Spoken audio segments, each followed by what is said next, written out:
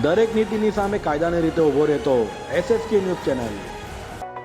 Surat police commissioner કચેરીએ મોરાભાગર રહીશો ઓલપાડના જમીનોના પ્લોટો અંગે પોલીસ કમિશનરશ્રીને ફરિયાદ આપતા સુરત ક્રાઇમ બ્રાન્ચને તપાસ સોંપાઈ હતી. રાંદેર મોરાભાગર ખાતે આનંદનગરમાં રહેતા રાજેશ પંચાલે સુરત પોલીસ કમિશનરશ્રીને ફરિયાદ આપી જણાવ્યું હતું કે ઓલપાડના city survey number 250/1+2 block number 327ની જમીનમાં પ્લોટો પાડી વેચાણ થયા પછી વારસદારોના નામો દાખલ થયેલા હોય તેનું નોંધ રદ કરવા અંગે જણાવ્યું હતું. તો માલિકો સામે છેતરપિંડી તથા ગુનાહિત વિશ્વાસઘાત કરાયો હોય ફરિયાદ દાખલ કરવા પણ જણાવ્યું હતું. વધુમાં ફરિયાદી દ્વારા ભાજપના આગેવાનો અને માઇનોરિટી નેતા મહેબૂબ અલી ચિશ્તી સુફી સંત તરીકે ઓળખાતા બાબા વિરુદ્ધ લગાવાયા ગંભીર આરોપ. સાંભળો શું કહી રહ્યા છે સુરત પોલીસ કમિશનર પહોંચેલા અરજદારો. જી, મારું નામ એડવોકેટ વિલાસ પાટીલ છે અને આજરોજ અમે મહેરબાન સુરતના કમિશનર સાહેબ પાસે મારા અસીલ રાજેશભાઈ પંચાલ, કિરીટભાઈ અને એમના ભાગીદારો જે છે રાકેશભાઈ ગોસ્વામી, એમને આજથી 12 વર્ષ પહેલાં સુરત રાંદેર ખાતે રહેતા જે સૂફી સંત તરીકે ઓળખાવામાં આવે છે મહેબૂબ અલી ચિશ્તી બાબા કરીને, એમની પાસેથી એક જમીન ખરીદી કરેલી હતી ઓલપાડ ખાતેની. હવે એ જમીનમાં એવું હતું કે આ મહેબૂબ અલી ચિશ્તી એમને હાલના ફરિયાદી જે છે એમને કીધેલું કે આ જમીનના દસ્તાવેજી પુરાવા બતાવેલા, સાંઠાખડથી લઈને બધા દસ્તાવેજી પુરાવા કે એ જમીન એમના માલિકીની છે આમ. અને જે તે સમયે દસ્તાવેજી પુરાવા જોઈને રાજેશભાઈને એમના ભાગીદારો દ્વારા એ જમીન પસંદ આવેલી હોય અને મહેબૂબ અલી ચિશ્તીએ એવું કીધેલું કે આ જમીનનું ટાઇટલ ક્લિયર કરીને હું કમ્પ્લીટ કરી આપીશ. જે તે સમયે એમને કરોડો રૂપિયા રાજેશભાઈ તરફથી આપવામાં આવેલા છે, એમના ભાગીદારો તરફથી. એના બધા લખાણો બી છે પાકામાં અને એમના કહેવાથી એ જમીનના મૂળ માલિક તરીકે જે કુસુમ બેબી કરીને હતા એમને બી એકાઉન્ટમાં કાયદેસરના પૈસા આપવામાં આવેલા છે અને એમને 6 મહિનાની અંદરમાં ટાઇટલ ક્લિયર કરી આપવાની જવાબદારી લીધેલી હતી કે હું બધું ક્લિયર કરાવી દઈશ. પણ તેમ છતાં 6 મહિનાની જગ્યાએ આજે 12 વર્ષ થઈ ગયા અને સતત એ જગ્યાની ઉપર જે પ્લોટિંગ પાડવામાં આવેલી હતી અને એમના રાજેશભાઈ જે મારા અસીલ છે એમના મિત્ર વર્તુળ અને પ્લોટો વેચવામાં આવેલા હતા અને પોતે પણ એ લોકોએ ખરીદેલા હતા. આજ દિવસ સુધી કોઈ કબજો બી પ્રત્યક્ષ આપવામાં આવેલો નથી અને એ જ જગ્યા હજુ 3 થી 4 વ્યક્તિઓને વેચી નાખવામાં આવેલી છે. જેથી આ જે સૂફી સંત તરીકે ઓળખાતા બાબા છે એમના દ્વારા આ ગંભીર ગુનો આચરવામાં આવેલો હોય એ બાબતની ફરિયાદ મહેરબાન કમિશનરશ્રીને આપેલી છે અને કમિશનર સાહેબે એવી તાત્કાલિક સુરત ક્રાઇમ બ્રાન્ચને તપાસ સોંપી છે અને દસ્તાવેજી પુરાવા રેકર્ડ પર છે. અને જે મારા અસીલ છે એ જ્યારે પણ એમને પૈસાની અને પેલા પ્લોટ હોલ્ડરની પૈસાની માંગણી કરવા જતાં એમને જાનમાલનું નુકસાન કરવાની પણ ધાક ધમકી આપતા આવેલા છે. જી, આપણું નામ? રાજેશભાઈ ઈશ્વરભાઈ પંચાલ. કઈ જગ્યાએ શું બનાવ બનેલો? હા, ઓલપાડની જગ્યા 327 વાળી મહેબૂબ અલી ચિશ્તીના હસ્તક આ જગ્યા લેવામાં આવેલી અને એણે અમને કીધું કે આ જગ્યા તમારે ટાઇટલ હું કરી આપીશ, તમારે પ્લોટ બનાવીને વેચી કાઢવાના છે બધા. તો અમે હા પાડી કે ભાઈ તું ટાઇટલ કરી દે તો અમારે બધા વેચી દેવાના. તમામ 6 મહિનામાં ટાઇટલ કરી આપવાની જવાબદારી એણે લીધેલી. ત્યાર પછીથી આજ દિન સુધીમાં ટાઇટલ થઈ જગ્યા નથી અને કુસુમ બેબીનું એક જ નામ હતું ત્યારે. અત્યારે એની અંદર અનેકો નામ છે.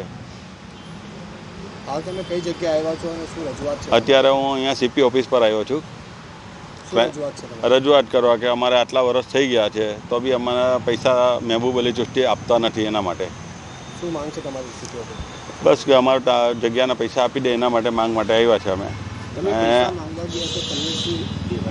અમને પૈસા માગવા ગયા ત્યારે એવું કીધું કે ટૂંક સમયમાં આપી દેવા, પણ હજુ સુધીમાં આપ્યા નથી. અને એને ત્યાં પેલા 2 પિસ્તોલવાળા બંદૂકવાળા માણસો રાખેલા એટલે અમને બહાર બેસાડી રાખે. સમાધાન કર્યા પછીથી બી અમને પૈસા આપતા નથી અને વધારે કહે તો કે જાનથી મારી નાખવાની ધમકી આપે ને એણે અનેક લોકોના પૈસા ફસાવ્યા છે આવી રીતે. વધુ માટે આ કિરીટભાઈ વાત કરે છે, જરા વાત કરી.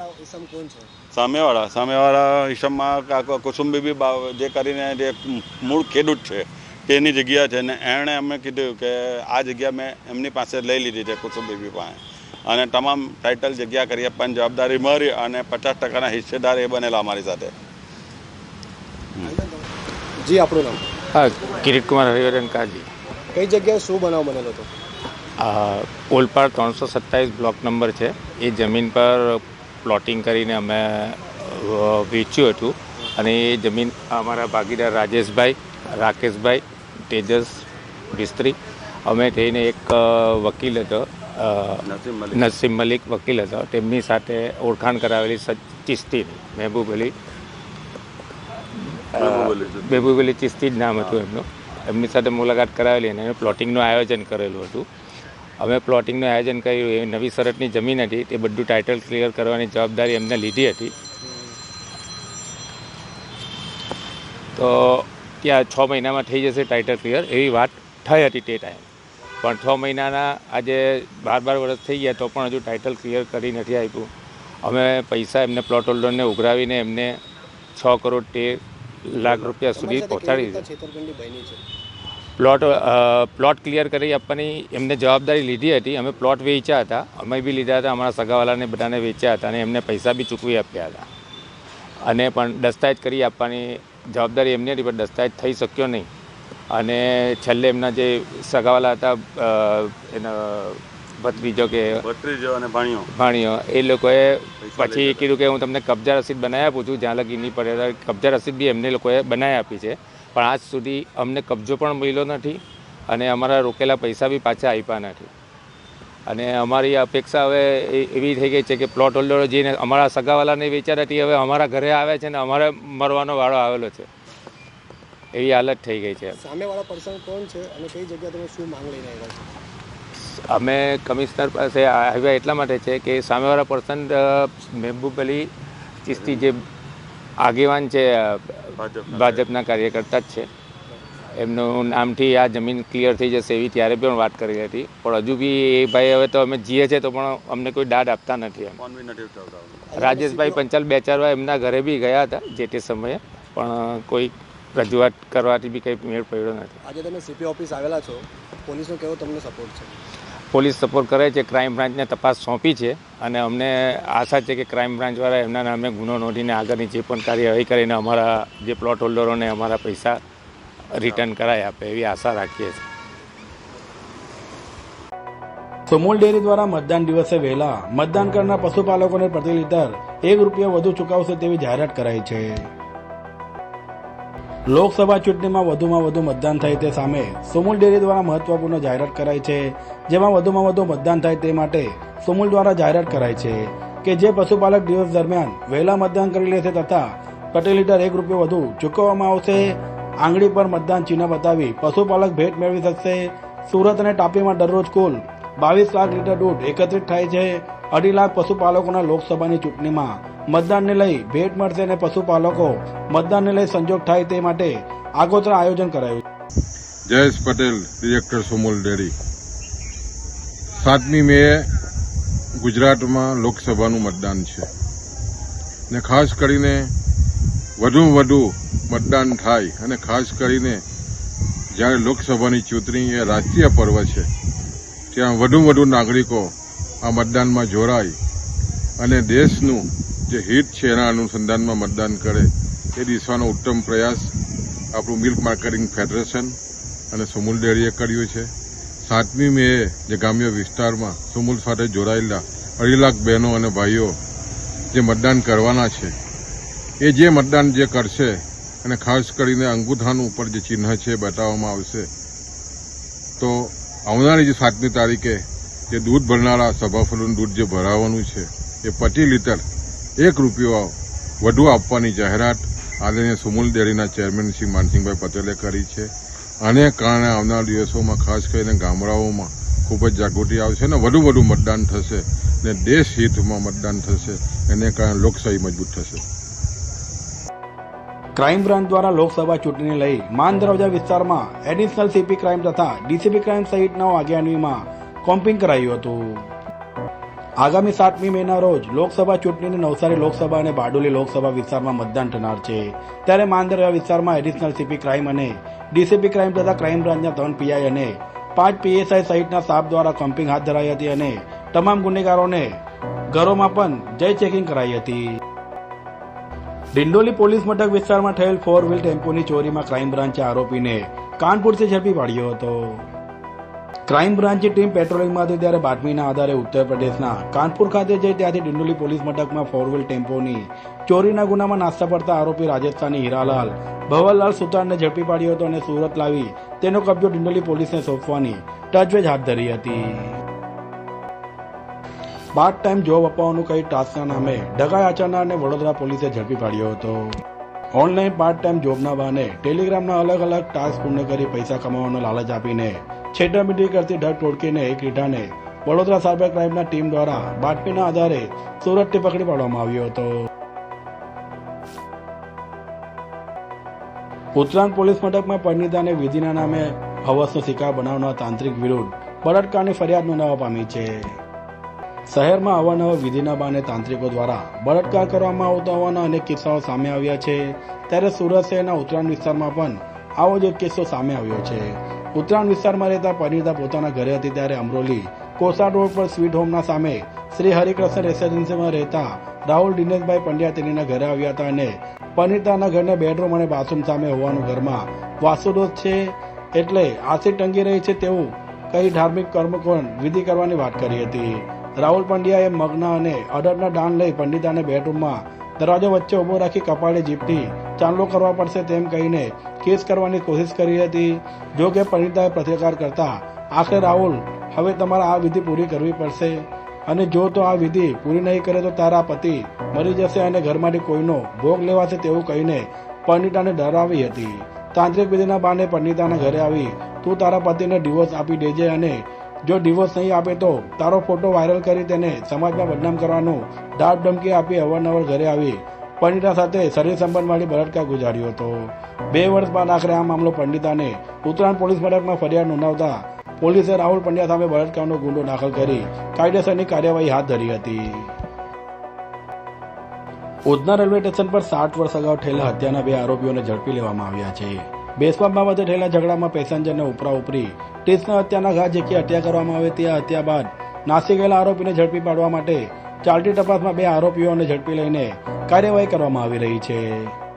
ઉધના પોલીસ પાસેથી મળતી માહિતી મુજબ વર્ષ 2017માં ઉધના રેલવે સ્ટેશન પ્લેટફોર્મ ઉપર રેલવેમાં બેસવા બાબતે 2 પેસેન્જરો સાથે 3 અજાણ્યાઓએ માથાકૂટ કરી હતી.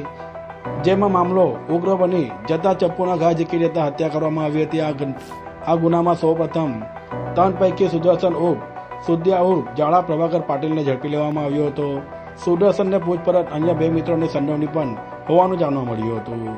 જેથી આરોપીઓ સુરત આવ્યા હોવાની બાતમીના આધારે લિંબાયત મહાપ્રભુનગર સર્કલ પાસે વોચ ગોઠવવામાં આવી હતી. જેમાં આરોપી શામ સુંદર ઉર્ફ સતીશ ઉર્ફ કાલુ વિલાસ નિંબિયા તથા બીજો આરોપી મુકેશ ઉર્ફ કેરી પ્રકાશભાઈ શિરસાટને ઝડપી પાડ્યો હતો. સુરત શહેરમાં ઉનાળો જેમ જેમ જામી રહ્યો છે તેમ તેમ ઠંડા પીણા તથા આઈસ્ક્રીમનું સેવન વધી રહ્યું છે. ત્યારે આઈસ્ક્રીમ બનાવવા કલર ફ્લેવર્ડ તથા વનસ્પતિ ઘીનો ઉપયોગ કરાઈ રહ્યો હોવાની માહિતી મળતા મંગળવારે પાલિકાના આરોગ્ય વિભાગે શહેરની આઈસ્ક્રીમની 14 એજન્સીઓમાં આરોગ્યલક્ષી તપાસ કરી હતી. સુરત મહાનગરપાલિકાએ આઈસ્ક્રીમની તમામ વિક્રેતાને ત્યાંથી વિવિધ બનાવટના આઈસ્ક્રીમના સેમ્પલ મેળવીને પાલિકાની વેસુ ખાતેની લેબમાં તપાસ માટે મોકલી આપ્યા છે. ફૂડ વિભાગે જણાવ્યું હતું કે તાજેતરમાં જ દૂધની વિવિધ બનાવટના સેમ્પલો લેબ તપાસમાં ફેલ થયા હતા, જેને પગલે આઈસ્ક્રીમ બનાવવામાં ઉપયોગમાં લેવાતા વિવિધ ફ્લેવરો સહિતની સામગ્રીઓ ગુણવત્તાયુક્ત છે કે નહીં તેની ચકાસણી માટે શહેરમાં મોટી માત્રામાં આઈસ્ક્રીમ જથ્થો સપ્લાય અને વેચાણ કરતી એજન્સીઓને ત્યાં તપાસ કરવામાં આવી હતી. પાલિકાના ફૂડ વિભાગની કાર્યવાહીમાં 14 આઈસ્ક્રીમ વિક્રેતાઓને ત્યાંથી કુલ 15 સેમ્પલ એકત્રિત કરાયા હતા, જેને લેબ તપાસ માટે મોકલી આપવામાં આવ્યા છે. સંભવત 4 થી 5 દિવસમાં રિપોર્ટ જાહેર કરાશે તેવું અધિકારીએ ઉમેર્યું હતું. સિંગણપુર પોલીસ મથકની મહિલા પોલીસ કર્મચારીએ કરેલા આપઘાત મામલે તેના પ્રેમી પોલીસ કોન્સ્ટેબલની પોલીસે ધરપકડ કરી છે. સિંગણપુર પોલીસ મથકમાં ફરજ બજાવતી મહિલા પોલીસે આપઘાત કર્યો હતો, જે અંગે તપાસ કરતા મહિલા પોલીસના પ્રેમી એવા પોલીસ કોન્સ્ટેબલ પ્રશાંત ભોઈ અને તેની વચ્ચેના ઝઘડાને લઈ આપઘાત કર્યો હોવાનું સામે આવ્યું હતું.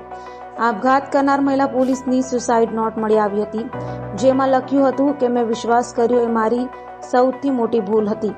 જેથી આ મામલે પોલીસે તપાસ હાથ ધરી. સિંગણપુર પોલીસે મહિલા પોલીસના આપઘાત મામલે તેના પોલીસ કોન્સ્ટેબલ પ્રેમી પ્રશાંત ભોઈ સામે આપઘાતની દુષ્પ્રેરણાનો ગુનો નોંધી તેની ધરપકડ કરી કાયદેસરની કાર્યવાહી હાથ ધરી છે. આવકવેરા વિભાગ દ્વારા નાનપુરાના સજ્જ કોઠારીની 6 મિલકતો ટાંચમાં લેવાઈ છે, જ્યારે અન્યોની તપાસ કરવામાં આવી રહી છે. સુરતના માથાભારે સજ્જ કોઠારી હાલ ગુજસીટોકના ગુનામાં જેલમાં છે. ત્યારે ઈડી દ્વારા અગાઉ સજ્જ કોઠારીની કરોડોની મિલકતો ટાંચમાં લીધી હતી, ત્યારે હવે આવકવેરા વિભાગે તપાસ હાથ ધરી સજ્જ કોઠારીની 6 મિલકતો ટાંચમાં લીધી છે. હાલ આવકવેરા વિભાગ દ્વારા સજ્જ કોઠારીના ફ્લેટો અને દુકાનો સહિત 6 મિલકતો ટાંચમાં લેવાઈ છે, જ્યારે હજુ પણ આવકવેરા વિભાગ દ્વારા સજ્જ કોઠારીની મિલકતોની તપાસ યથાવત છે. સુરતની ડિંડોલી પોલીસે દેશી પિસ્તલ અને જીવતા કાર્ટિસ સાથે એકને ઝડપી પાડી સળિયા પાછળ ધકેલી દીધો હતો.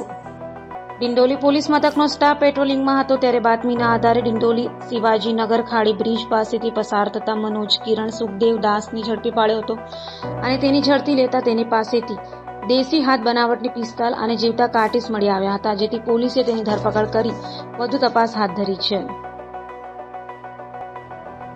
એસઓજીની ટીમે લાલગેટ પોલીસ મથક વિસ્તારમાંથી 1 કરોડની કિંમતનો મેફેડ્રોન ડ્રગ્સનો જથ્થો ઝડપી પાડ્યો હતો, જ્યારે આરોપીઓ ભાગી છૂટ્યા હતા. સ્પેશિયલ ઓપરેશન ગ્રુપ એટલે કે એસઓજીની ટીમ પેટ્રોલિંગમાં હતી ત્યારે બાતમીના આધારે લાલગેટ પોલીસ મથકની હદમાં આવેલ લાલમિયા મસ્જિદ પાસે વોચ ગોઠવી હતી અને ત્યાં ડ્રગ્સની ડીલ થાય તે પહેલા જ પોલીસ પહોંચી જતા આરોપીઓ કાસિફ શેખ તથા શહેબાઝ ખાન પોલીસને જોઈ ભાગી છૂટ્યા હતા. તો પોલીસે સ્થળ પરથી 1 કરોડનો MD drugs, 3 mobile phone, 2 moped સહિતની મત્તા કબજે લઈ आरोपियों ने झड़पी पाड़वा चक्रो गतिमान કર્યા છે. कल 29 अप्रैल को सूरत शहर स्पेशल ऑपरेशन ग्रुप को एक सूचना मिली, जिस सूचना के मुताबिक उन्होंने ऑपरेशन प्लान किया और 2 बाइक सवारों के बाइक से 1 करोड़ एमडी ड्रग्स, जो जिसका वेट करीब 1 किलो है, जब्त की. दोनों बाइक सवार भागने में सफल रहे, लेकिन उनके नाम हम लोग को पता है और एसओजी की टीम और सूरत शहर क्राइम ब्रांच की टीम लोकल थाने के साथ मिलकर उनको ढूंढने में लगी है और उनको जल्दी ही ढूंढ लिया जाएगा. सर, ये ड्रग्स कहाँ से लाए थे? ये ड्रग्स कहाँ से लाए थे, ये इन्वेस्टिगेशन का पार्ट है. अभी इसके बारे में जैसे आगे कुछ पता चलेगा हम आपको बताएंगे. सर, ड्रग्स की कीमत कितनी थी, यहाँ पर कहाँ डिलीवरी देने जा रहे थे? देखिए, ड्रग्स की कीमत 1 करोड़ थी और उसका वेट 1 किलो. तो कहाँ देने जा रहे थे ये सब इन्वेस्टिगेशन का पार्ट है, वो जैसे पता लगेगा आपको बताया जाएगा. सर, ये जो एक्यूज है इसके पास से एक कार्ड भी मिला हुआ है. हाँ, तो सर उस कार्ड का क्या उपयोग करते थे? क्या जिसने कार्ड दिया है उसको भी इन्वेस्टिगेशन का भाग बना? वो तो जो भी उनके पास से मिला है, उनके पास से मोबाइल भी मिला है. उनकी 2 बाइक्स मिली हैं, एक रेगुलर बाइक है, एक एक्टिवा जैसी बाइक है. तो ये सब कैसे खरीदी गई, उसका पैसा कहाँ से आता था और वो कार्ड उसका सोर्स क्या है, उसका क्या उपयोग होता था, ये सब इन्वेस्टिगेशन में आगे आएगा. ગુજરાત ભાજપમાં લોકસભા ચૂંટણી પહેલાથી ચાલતો ભરતી મેળો હજુ પણ યથાવત હોય તેમ આપના આગેવાનો ભાજપમાં જોડાયા હતા. ગુજરાત ભાજપમાં ભરતી મેળો ચાલી રહ્યો છે. લોકસભા ચૂંટણી પહેલાથી જ ચાલી રહેલા ભરતી મેળામાં કોંગ્રેસ અને આપના અનેક નેતાઓ અને આગેવાનો જોડાયા હતા. ત્યારે લોકસભા ચૂંટણીના મતદાન પહેલા પણ ગુજરાતમાં ભરતી મેળો યથાવત છે. ત્યારે આમ આદમી પાર્ટીના નેતાઓ સુરતમાં ગુજરાત પ્રદેશ ભાજપા અધ્યક્ષ અને નવસારીના સાંસદ CR પાટીલની આગેવાનીમાં ભાજપમાં જોડાયા હતા. CR પાટીલે તમામને ખેંચ પહેરાવી ભાજપમાં જોડ્યા હતા.